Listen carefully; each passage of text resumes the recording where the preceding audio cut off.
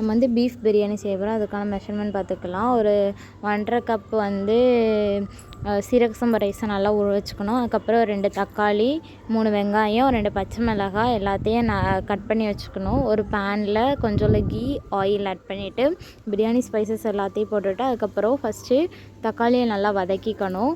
அதுக்கப்புறம் ஆனியன் போட்டு ஆனியனையும் நல்லா வதக்கிக்கணும். அடுத்து மிளகாய் எல்லாமே போட்டு நல்லா வதங்கினதுக்கப்புறம் ஆனியன் வந்து கோல்டன் ப்ரௌன் ஆகணும். அதுக்கப்புறம் வந்து இஞ்சி பூண்டு பேஸ்ட் ஆட் பண்ணணும். இஞ்சி பூண்டு பேஸ்ட் ஆட் பண்ணதுக்கப்புறம் கொஞ்சம் நல்லா இந்த இஞ்சி பூண்டு பேஸ்ட் நல்லா அதில் அந்த பச்சை வாடை போகிற அளவுக்கு நம்ம இது பண்ணிக்கணும். அதுக்கப்புறம் கறியை ஆட் பண்ணணும். நம்ம அவிச்சு வச்சுருந்த கறியை ஆட் பண்ணதுக்கப்புறம் கறி கூடயே நம்ம உப்புலாம் போட்டு தான் அவிச்சிருந்தோம். அதை ஆட் பண்ணிடணும். அதை ஆட் பண்ணதுக்கப்புறம் கொஞ்சோல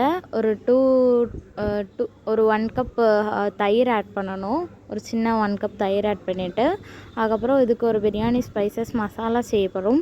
அதுக்கு வந்து ஒரு 2 அனாசிப்பூ, ஒரு பிரியாணி இலை, கொஞ்சோல பெருஞ்சீரகம், பொடி சீரகம், கிராம்பு, ஏலக்காய், ஒரு 2 வத்தல் எல்லாத்தையும் அரைச்சிக்கணும். அரைச்சி அதில் ஒரு 2 டீஸ்பூன் போட்டுக்கணும். அப்புறம் வந்து கொத்தமல்லி, புதினா எல்லாத்தையும் நல்லா போட்டுட்டு நல்லா வதக்கி விட்டுறணும். எல்லாம் நல்லா வதங்கினதுக்கப்புறம் இப்போது நம்ம வந்து அந்த கறியை வச்ச தண்ணியை நம்ம கீழே ஊற்றிடக்கூடாது. ஏன்னா அதில் உள்ள அந்த சாறு ஃபுல்லாகவே கீழே போயிடும். அதனால் இப்போ நம்ம அந்த கறியை வச்ச தண்ணியையும் எக்ஸ்ட்ரா தண்ணியும் தான் இப்போ ஆட் பண்ணுவோம். இது கூட கொஞ்சோல அரிசி முழுகிற அளவுக்கு அந்த தண்ணி இருக்கணும். அந்த தண்ணியை நல்லா கிண்டி விட்டுட்டு 1/2 டீஸ்பூன் அந்த தண்ணியை கிண்டி விட்டதுக்கப்புறம் இன்னும் கூட கொஞ்சம் தண்ணி உப்பு எல்லாம் செக் பண்ணிட்டு ஒரு லெமன் மட்டும் 1/2 பிழிஞ்சு விட்டதுக்கப்புறம் நல்லா கிண்டி விட்டுட்டு அதை மேலே ஒரு பிளேட் போட்டு அதுக்கு மேலே ஒரு வெயிட் வச்சிடணும்.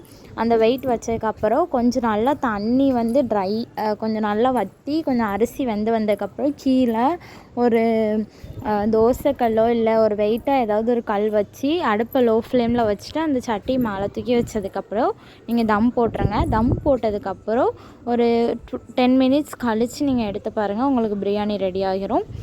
செஞ்சு ட்ரை பண்ணிட்டு நீங்கள் கமெண்ட் பண்ணுங்கள்.